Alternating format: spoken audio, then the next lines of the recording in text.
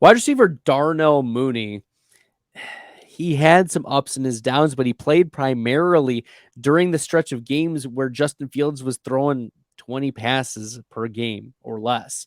Mooney finished with as wide receiver 58 in fantasy points per game. He left the season early due to injury, but he still was getting wide receiver 2 type of targets. He was 15th among wide receivers in target rate, 20th in target share, 19th in yards per team pass attempt, 18th in yards per route run, which was a nice efficiency metric. That could translate into Mooney being like a wide receiver 3 for us moving forward.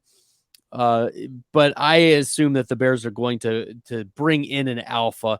That would be really nice if they could somehow get Jackson Smith and Jigba into Chicago to pair back with Fields. I don't know if that's going to be a likely scenario, especially because Mooney does play in the slot a lot as well.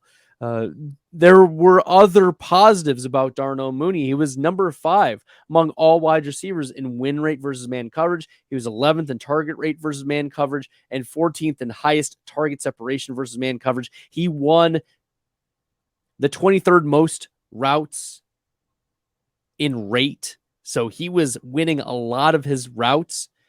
And he was 37th in fantasy points per target versus man coverage. I think Mooney is a fine wide receiver 3. We saw some progression this year from Justin Fields as a passer. Yes, Fields, did have his struggles passing for sure, especially in the beginning of the year.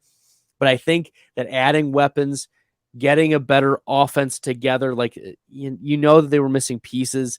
I think that Darnell Mooney is poised for returning on better than wide receiver 58 fantasy points per game. I think he will be better than that in 2023.